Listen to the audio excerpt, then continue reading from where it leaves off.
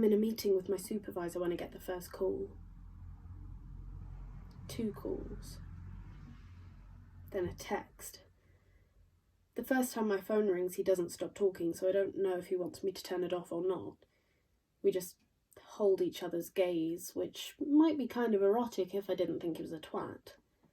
The second time it rings, though, he stops and sighs and waits until I deal with it. He can't judge me. He's got a PhD in geography. Plus, his neck looks like a scrotum. Basically, I woke up in the middle of the night panicking because I am terrified about my dissertation.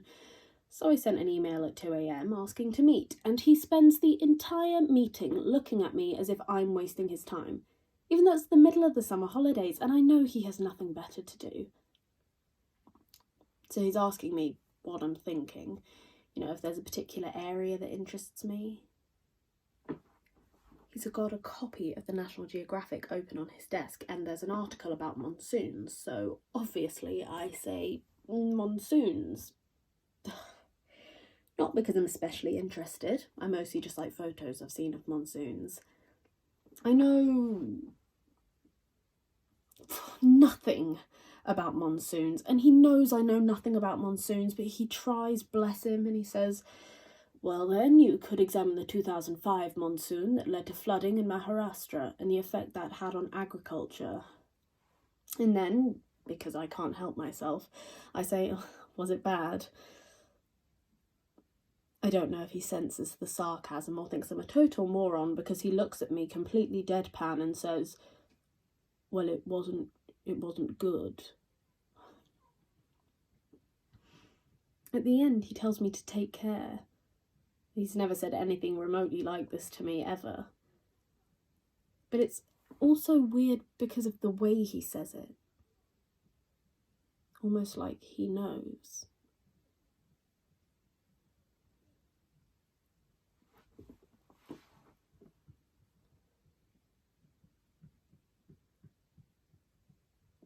After I've called Mum back, I just stand there, frozen in the corridor. I don't know why I'm not crying. Someone comes up to me and says something which I don't hear, but I tell them anyway and immediately wish I hadn't. I never know what to say when someone says they're sorry about bad news. It's not like they're actually apologising. It's not like you can say, that's all right, no worries. I'd much prefer it if people said, bummer or something. Because then you could say, yeah, I know, right? Maybe have a little hug and a cry and get on with the day, but no. I'm so sorry. I'm so sorry to hear that. I am so sorry to hear that your dad's about to die. Thing is, I don't know why it comes such a... This is what happens when you smoke like a chimney. I mean, you've probably got more cancer than lung at this point. No, probably not. I don't even know if that's medically possible.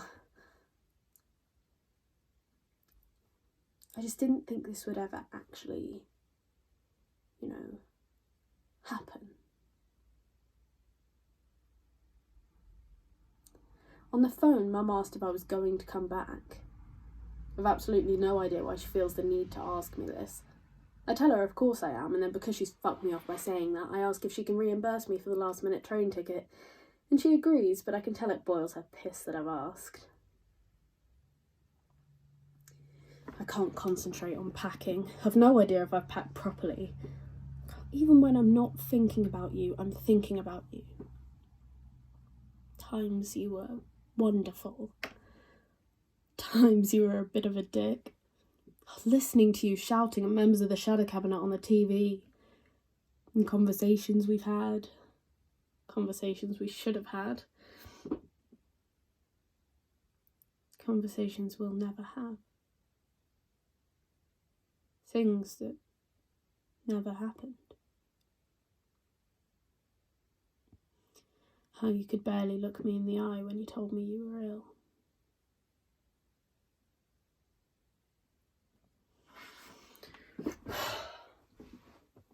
There's some sort of march on in town. People are holding up cardboard signs of the earth or polar bears looking sad and stuff like that. And some of them are holding up my Uber, and if I miss my train, I swear I'll fucking stun a cow. And like, yeah, okay, fair enough, traffic is bad, but if you hold it up, there'll just be more traffic. What's the fucking point? Like, what is the point in recycling and remembering to turn the lights off and going vegan and weeing in the shower and holding up the fucking traffic when there are still governments and companies all over the world who do most of the damage anyway? And I know that thinking this makes me a bad student and an even worse geography student, but that's not going to change. And even if it does, it won't change soon enough. Might as well enjoy a burger while you can. And some of us have places to be. Some of us are just going about our day and going to work and buying falafels for lunch and doing a poo and going on Twitter. Some of us, sitting in the traffic you're holding up, have to go and say goodbye to our dad. Turns out that just because you love the earth and want to save the planet doesn't mean you're not a cunt. I made the train. God, it's like a sauna. I've got nearly 3 hours of this. Today is the hottest August day on record since last August. It's fucking inappropriate to me that it should be sunny on a day like today. It should be fucking miserable. There's an old lady sat opposite me on the train. Surprised she's still alive in this heat. She's not reading or anything, she's just sat there looking at the floor, zoned out. She is very still. Oh, God. Eventually, completely out of nowhere, she snaps out of it, almost like she's a bit embarrassed that she was caught nodding off. She catches me looking at her and she does that smile that people do at strangers on trains, like... But the thing that strikes me is how sad she looks. Not upset, more like... It looks like... Even though I've no way of knowing, she's going to live with this sadness for a really long time.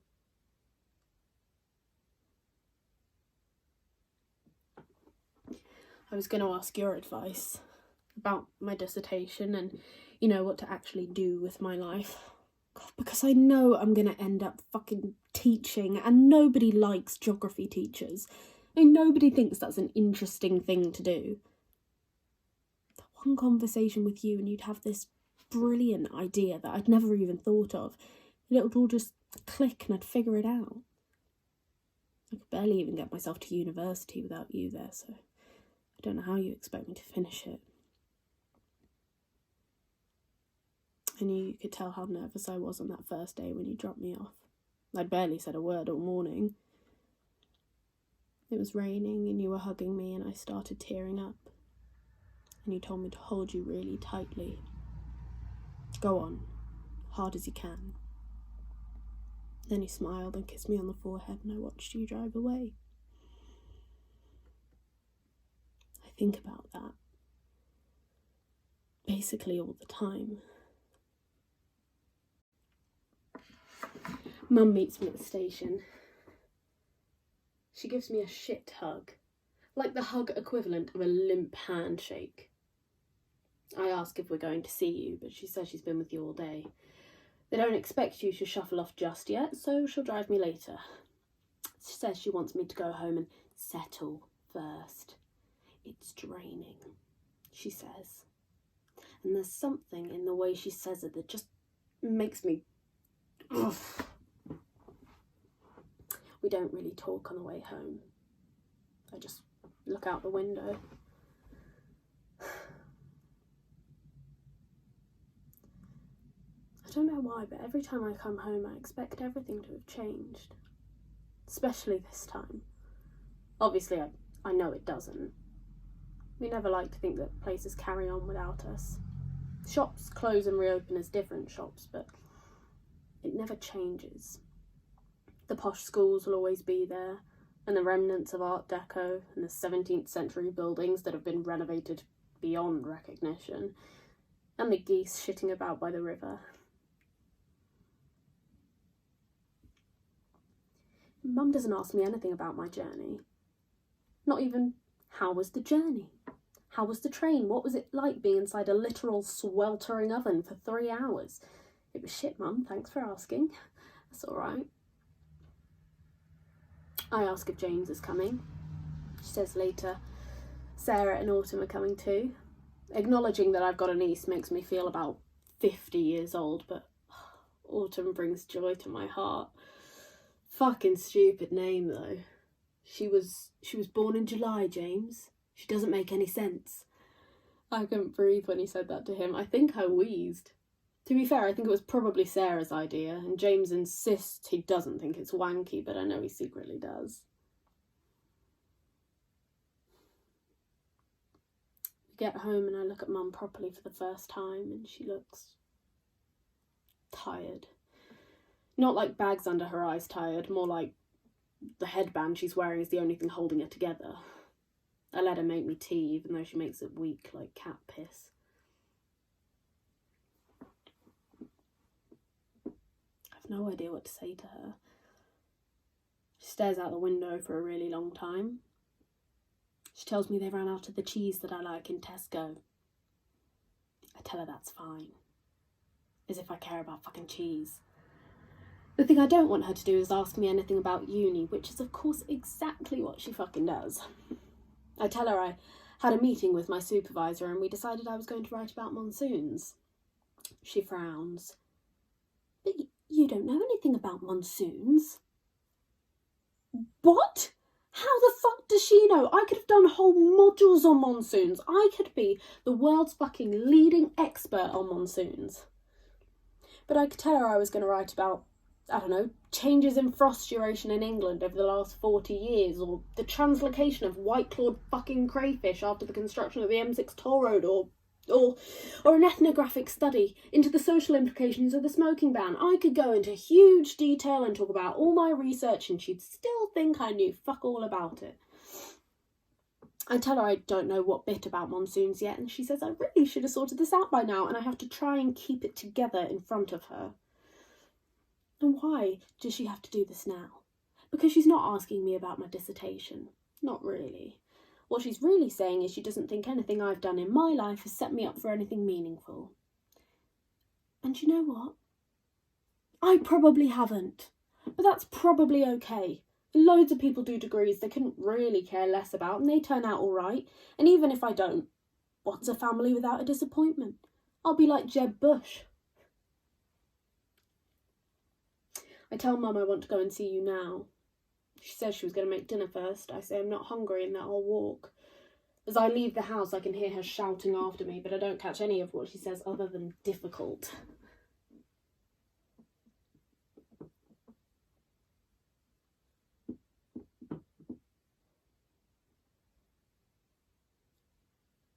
I don't think anything could have prepared me for seeing you. You look so different at first I thought I'd got the wrong room. You're so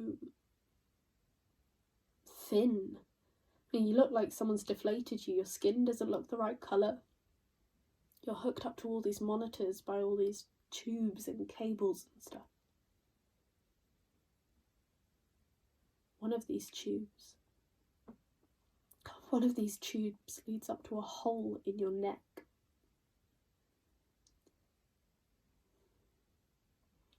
They tell me that you're so frail and in so much pain you now spend most of your time unconscious. They don't know if I'll get to speak to you. I walk very slowly over to your bed. Your eyelids are flickering gently. I lean over you, right down to your face. I stay very still. Don't make any sound. And I can just about hear your breathing.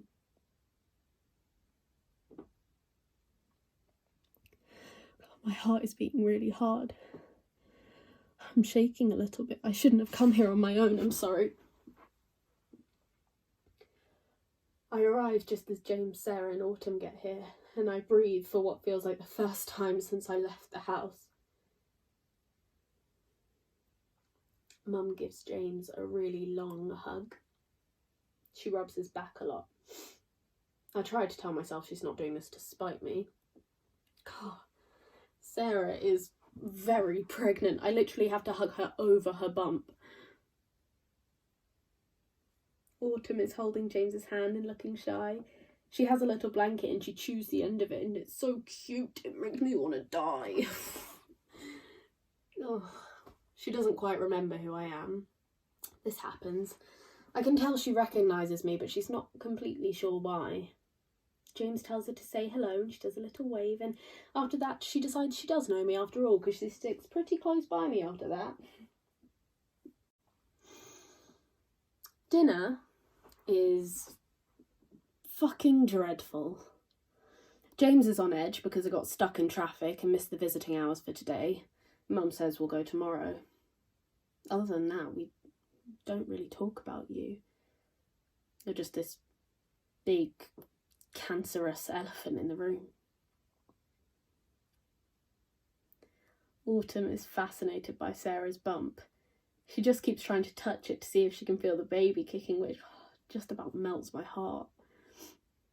Sarah tells her it won't be long before she gets to meet her new little brother or sister. The conversation moves on to James's new promotion at the film magazine.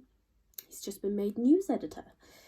This means he'll get to spend more time at home. It'll open doors of more prestigious publications and provides him and Sarah the security they need to move to a bigger place. Mum keeps saying fantastic over and over again. Like she's not even really listening. Fantastic.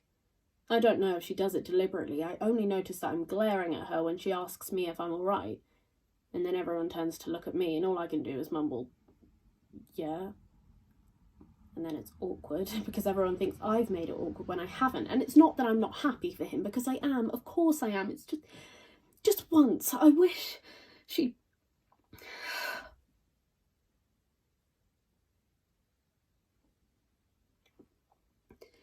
Autumn has to go to bed soon. But before she does, I'm allowed to play with her for a little bit. I bob her up and down on my knee and make silly faces. And she loves this. This is the funniest thing that has ever happened to her. James watches us together and says she's a lot like me. Apparently she's got my stubbornness. I tell him to watch it. And he laughs. Says we're both very steadfast. I ask if he wonders what kind of person she'll grow up to be. And he says he hopes she'll be someone who cares. Like a carer, I say. He tells me not to take the piss. I wasn't. I say I think she's going to grow up and save the world. I'm being half serious. If someone told me the little girl bouncing up and down on my lap was going to grow up to achieve extraordinary things, I wouldn't doubt them for a second. As I watch her, I'm struck by just how happy she looks. She almost radiates it.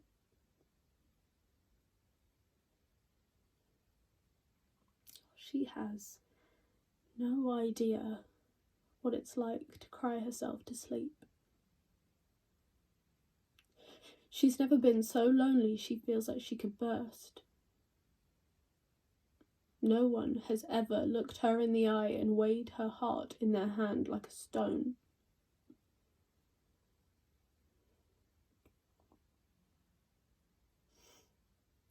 She gets tired and starts to cry, so Sarah puts her to bed.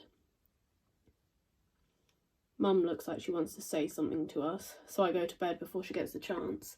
Not proud that it's the second time I've done that today. And it's not until I'm lying in bed in the dark that I realise I couldn't be less tired. I can't shut my brain up. Every time I close my eyes, I see you.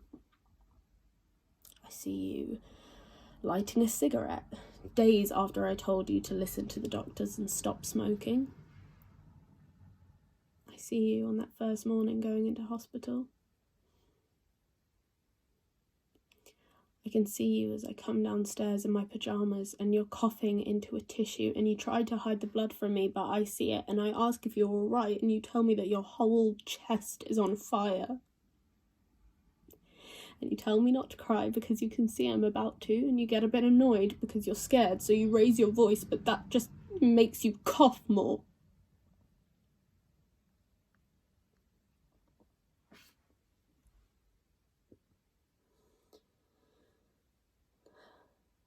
At about 11:30, I hear Mum leaving the house. I've no idea where she's going, but the calmness with which she gets in the car as I watch from my bedroom window means I'm guessing she does this most nights. I don't want her to see me. She drives away. I wave her off. Don't know why. I don't sleep well. I can't really tell if I'm awake or dreaming. At about 1 a.m, I hear Mum come back in the house. As she passes my door, I cough in the hopes that she'll hear it and come in and see if I'm all right. I've always done that. She doesn't. I think I dream about you, but I can't remember anything about it when I wake up. At about 7, I can hear Autumn waking James up asking to go and watch TV. He tells her to be very quiet when they go downstairs so they don't disturb anyone else. This gives me an excuse to get up too. I can tell just by listening that Autumn is sliding down the steps on her bum. James is making coffee. He's whipped out the fucking cafetiere. Like it's an occasion. I ask him if being news editor's made him posh. He tells me to piss off. As he brews the coffee, I look at the side of his head and try to figure out which one of us looks more like you. People always said I was more like Mum, but I don't know if they meant that I look like her or that I take after her. I don't see it personally. Autumn doesn't care that I've come downstairs because she's watching in the night garden, which is fair enough.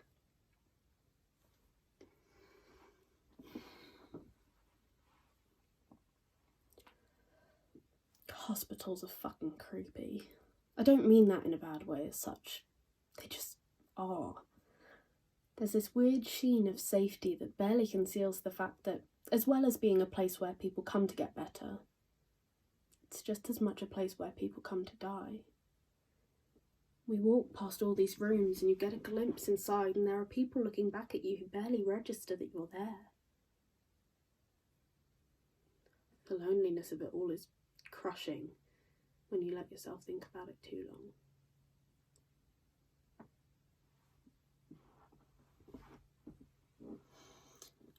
I really hoped you'd be awake. You weren't, obviously. James went really quiet when he saw you. He does that thing where he clenches his jaw really tightly, and he got that from you. He says he needs the toilet, but unless he went to do a massive poo, he's gone for a really long time. I look at Mum. She's picking at the edge of her nails. I watch her for a minute, and then I ask her if she's angry with me. She says, "Why would I be angry with you?" And I tell her because she's not really looked at me all morning, which she says is ridiculous, even though she doesn't actually look at me when she says that. I ask her if it's about the dissertation thing. She says she doesn't want to get into it, so I ask again, and she says now isn't the right time to talk about it. But I don't know what she's talking about, because what she's talking about might not be what I'm talking about. So I ask her, and she says, "Do you have to do this now?" And I could just fucking explode. I really could, because we're not actually saying anything to each other, but she's turned it into...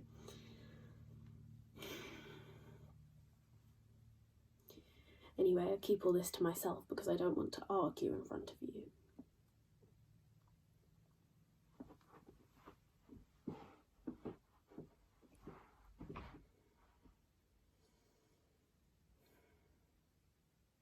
It's a weird feeling, waiting for someone to die. I hope you don't mind me saying, but I did get a bit bored, which is weird because, like, what am I actually bored for? It's not like when you die I'll be less bored.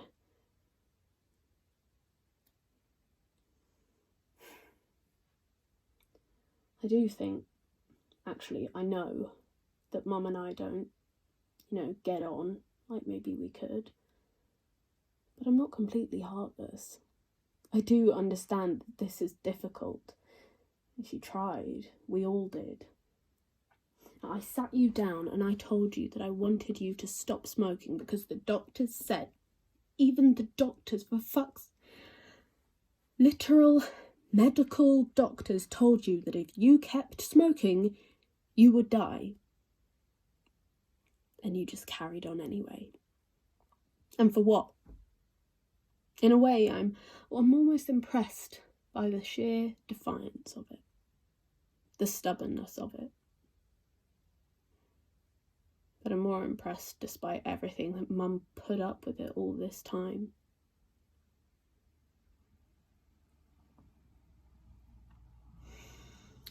We spend the day reading or sitting in silence or looking out the window or looking at you.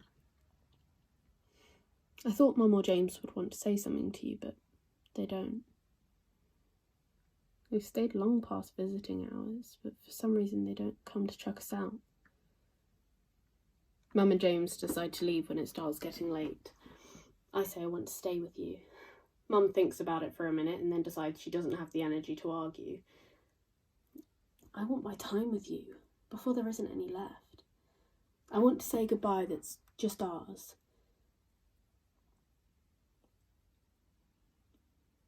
But I don't know what to say. I don't want to fuck it up. It has to be good enough.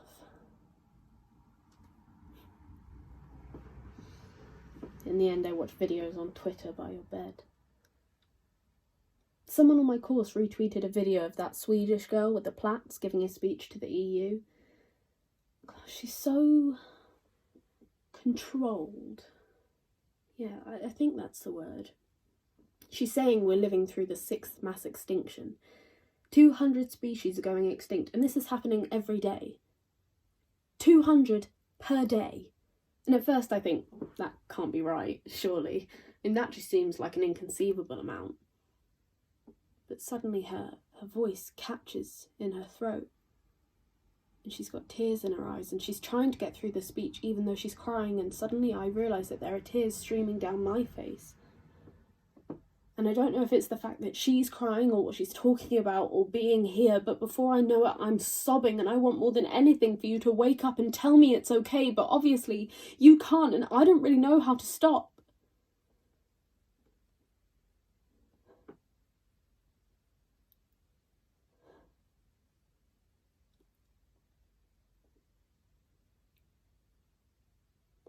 Eventually I do. I look at you. I look at the tube going into the hole in your neck. I try and see if I can actually see the rise and fall of your chest. It's barely noticeable. But you're hanging on. I know your life is yours to do what you want, but I told you, and you didn't listen.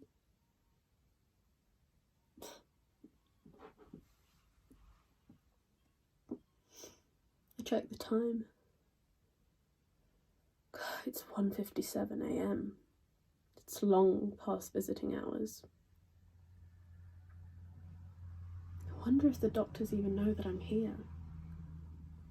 Maybe they know and they're just letting me anyway. Maybe they know.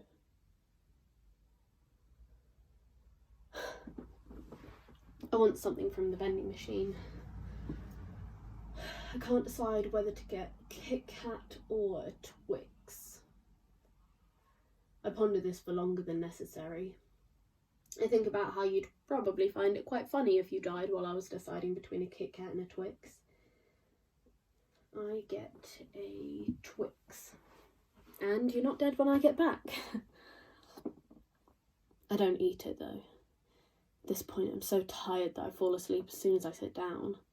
Well, it doesn't feel like I'm asleep.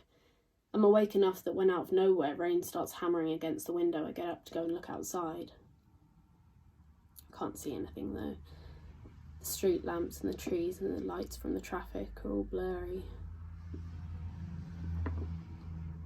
Suddenly I feel like it's my first day of uni again, when I watch you and Mum drive away in the rain.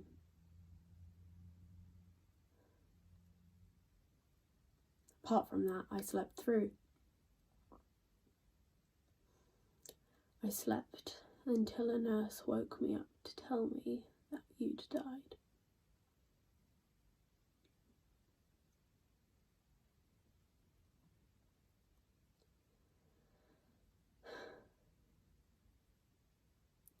She asked me if I wanted to call Mum or if I wanted her to do it.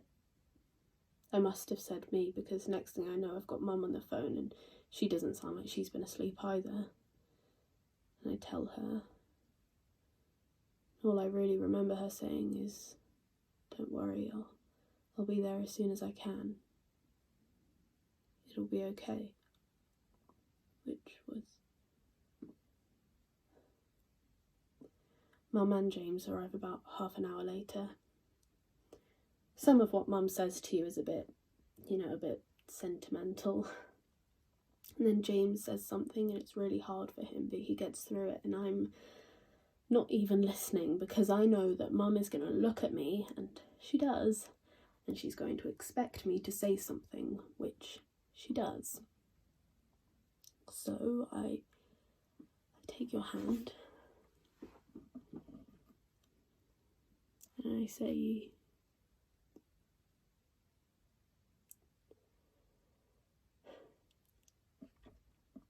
"Goodbye."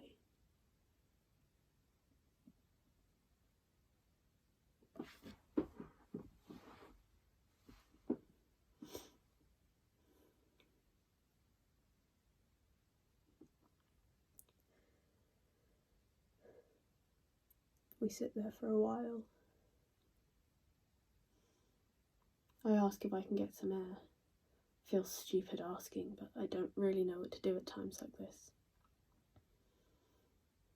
It's early, but it's already warm. We're going to have another very hot day. I don't think I can take that today. I go for a bit of a walk, but I try not to take too long. James had gone home to be with Sarah and Autumn when I got back to the hospital. Mum was still there, though. She'd waited. We got in the car, but she doesn't start the engine right away. And we sit there in silence. In town, everyone else's day is about to start as normal. Kids are going to loiter by the bikes. Parents are going to push their babies' pushchairs down the street. The women in the grey suits who work at the travel agency are going to wait for their manager to come and open the store. I look at Mum, and there are tears pouring down her face.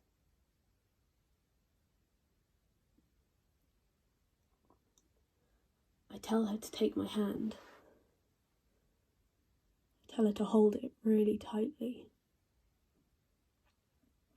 "Come on, hard as you can." And she does. She holds it until long after she stopped crying.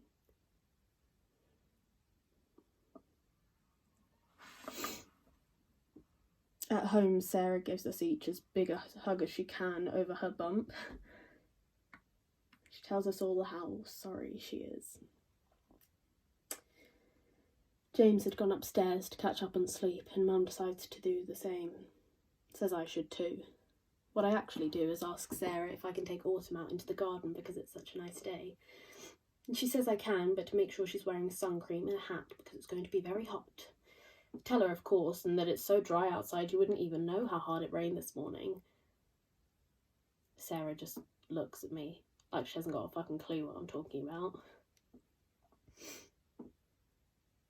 Autumn potters about the garden, picking up daisies and frowning at them. My job's to make sure she doesn't try and eat one.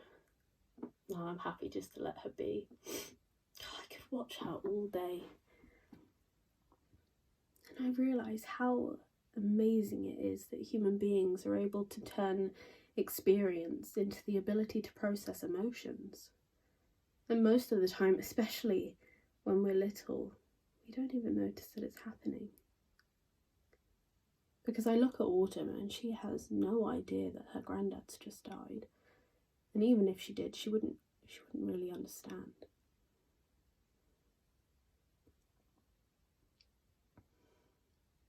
But you know, one day, at some point in her life, she will cry herself to sleep. One day she will be so lonely she feels like she could burst. one day someone is going to look her in the eye and weigh her heart in their hand like a stone. And I want, more than anything, to be able to protect her from all of that.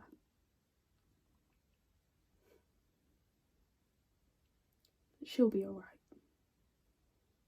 I think she'll be alright.